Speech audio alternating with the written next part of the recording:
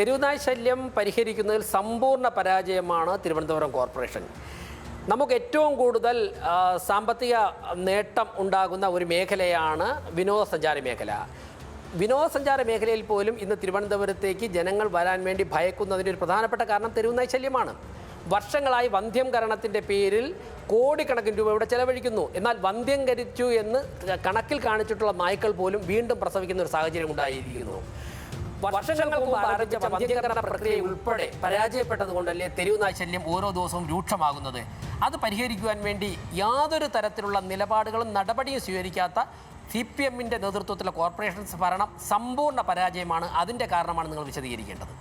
Mayor, ഈ തെരുവുനായ പ്രശ്നം രാജ്യത്തിൻ്റെ ആകെ ഒരു നീറുന്ന പ്രശ്നമായി മാറിയിട്ടുണ്ട്. കഴിഞ്ഞ ദിവസം സുപ്രീം കോടതി ഒരു വിധി പുറപ്പെടുവിക്കുകയും ചെയ്തിട്ടുണ്ട്. 18 ആഴ്ചകൾക്കുള്ളിൽ തെരുവുകളിൽ നിന്ന് തെരുവുനായകളെ നീക്കം ചെയ്യണം എന്നുള്ളത്. അതിൻ്റെ പ്രായോഗിക ബുദ്ധിമുട്ടുകൾ ഇപ്പോൾ കൂടുതൽ വിശദീകരിക്കേണ്ട കാര്യമില്ല എന്ന് തോന്നുന്നു. ABC റൂൾസിലെ കാർക്കശ്യം തന്നെയാണ് ഒരു പ്രധാന ബുദ്ധിമുട്ട്. ഈ പറഞ്ഞ അഴിമതിയുമായി ബന്ധപ്പെട്ട കാര്യങ്ങളിൽ മറുപടിയുണ്ടോ? ഈ ശ്രീ VV രാജേഷ് എന്ത് പറഞ്ഞാലും അദ്ദേഹത്തിന് അഴിമതി എന്നുകൂടി ചേർത്തില്ലെങ്കിൽ പറയാൻ കഴിയില്ലെന്നാണ് എനിക്ക് തോന്നുന്നത്. എനിക്ക് മനസ്സിലാവുന്നില്ല ഇതിൻ്റെ കാര്യം. സത്യത്തിൽ ABC നിയമം ഇവിടെ സൂചിപ്പിച്ചതുപോലെ തന്നെ ABC നിയമത്തിൽ നമ്മൾ ശ്രദ്ധിക്കാതെ പോകുന്നൊരു വലിയ ഘടകമുണ്ട്. നമ്മുടെ ഈ കൗൺസിൽ ചുമതലയേൽക്കുന്ന സമയത്ത് ABC മോണിറ്ററിംഗ് കമ്മിറ്റി എന്ന് പറഞ്ഞാൽ, കാരണം ഞാൻ പുതിയതായി ചുമതലയേൽക്കുമ്പോൾ എന്നെ സംബന്ധിച്ച് ഞാൻ അതിൻ്റെ ഭാഗമാകുമ്പോഴാണ് എനിക്ക് ആ വിഷയത്തെപ്പറ്റി മനസ്സിലാക്കാൻ കഴിയുക. ഞങ്ങളൊക്കെ ചുമതലയേൽക്കുന്ന സമയത്ത് ABC മോണിറ്ററിംഗ് കമ്മിറ്റി എന്ന് പറഞ്ഞ് അന്നത്തെ നിയമപ്രകാരം ഒരു മോണിറ്ററിംഗ് കമ്മിറ്റി ഉണ്ടായിരുന്നു. ആ കമ്മിറ്റിയുടെ അധ്യക്ഷൻ എന്ന് പറയുന്നത് നഗരസഭയുടെ മേയറാണ്. സ്റ്റാൻഡിംഗ് കമ്മിറ്റി ചെയർപേഴ്സൺ ഉണ്ട്, സെക്രട്ടറി ഉണ്ട്. ഈ മേഖലയിൽ വിവിധ വിഷയങ്ങളിൽ ഇടപെടുന്ന ഈ സംഘടനകൾ ഉൾപ്പെടെയുള്ള ഡോക്ടർമാരുൾപ്പെടെ, വെറ്റിനറി സർജൻ ഉൾപ്പെടെ, ഹെൽത്ത് ഓഫീസർ ഉൾപ്പെടെയുള്ള ഒരു കമ്മിറ്റിയുണ്ട്.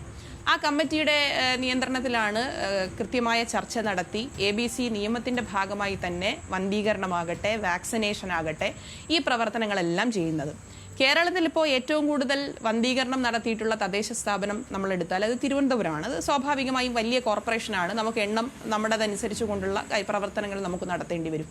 വാക്സിനേഷൻ കൊടുത്തതിൽ ഏറ്റവും കൂടുതൽ കേരളത്തിലെന്ന് മാത്രമല്ല, ഒരുപക്ഷെ രാജ്യത്ത് തന്നെ പരിശോധിച്ചാൽ ഏറ്റവും കൂടുതൽ ഇത്തരം കാര്യങ്ങൾ ചെയ്തിട്ടുള്ളത് തിരുവനന്തപുരത്തായിരിക്കും.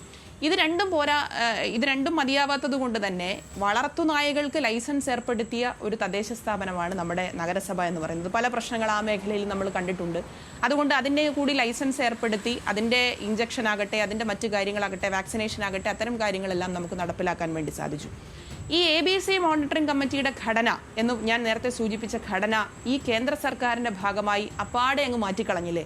ഞങ്ങളാരും അതിൽ അഭിപ്രായം പറയേണ്ട എന്നുള്ളത് കൊണ്ട് തന്നെ ജനപ്രതിനിധികളായിട്ടുള്ള ആളുകളെല്ലാം അതിൽ നിന്ന് മാറ്റി. ABC നിയമത്തിൻ്റെ ഭാഗമായി തന്നെ ഇവിടെ ഇപ്പോൾ സുപ്രീം കോടതി ഇടപെടേണ്ടി വന്ന സാഹചര്യവും അതിലെ പരിമിതികളും ഒക്കെ നമ്മൾ ചർച്ച ചെയ്യുന്നതിനോടൊപ്പം നമ്മൾ ചർച്ച ചെയ്യേണ്ടത്, ഒരു വന്ധീകരണം നടത്തണമെങ്കിൽ, അതായത് ഒരു വെറ്റിനറി സർജനെ ഒരു തദ്ദേശ സ്ഥാപനം നിയമനം നടത്തി വന്ധീകരണം നടത്തണമെങ്കിൽ ആ വെറ്റിനറി സർജന് 2000 സർജറി ചെയ്ത പ്രവൃത്തി പരിചയം ഉണ്ടാകണം എന്നാണ് കേന്ദ്ര സർക്കാർ പറയുന്നത്. നമുക്ക് ചിന്തിക്കാൻ വേണ്ടി കഴിയുമോ? ഇപ്പോൾ നഗരസഭയിൽ ഒരു ഇൻ്റർവ്യൂ വെക്കുമ്പോൾ 2000 ABC സർജറികൾ ചെയ്ത ഡോക്ടർമാർ മാത്രം ഈ സർജറിയിൽ പങ്കെടുക്കണം എന്ന് പറയണമെന്നാണ് കേന്ദ്ര സർക്കാർ പറയുന്നത്. അത്തരത്തിൽ ഈ നിയമത്തിനെ എങ്ങനെയൊക്കെയാണോ ഒരു കുഴപ്പിക്കാൻ കഴിയുന്നത് ആ നിലയിലാണ്. ഇത് ഞാനൊരു ഉദാഹരണം മാത്രമാണ് ഈ സർജറിയുടെ നമ്മൾ കൂടുതൽ കടക്കാതിരിക്കുന്നതാണ് നല്ലത്. കാരണം അതിപ്പോ ഒരുവിധപ്പെട്ട എല്ലാവർക്കും അറിയാം. ഈ കൊണ്ടുപോകുന്ന വാഹനമടക്കം AC ആയിരിക്കണം, സർജറി ചെയ്യുന്ന റൂം AC ആയിരിക്കണം, എന്തൊക്കെ തുടങ്ങി നമുക്ക് ഒരിക്കലും നടപ്പാക്കാൻ കഴിയാത്ത കാര്യങ്ങളാണ് ABC റൂൾസിന്റെ പരിഷ്കരണത്തിലൂടെ ഉണ്ടായിക്കൊണ്ടിരിക്കുന്നത്.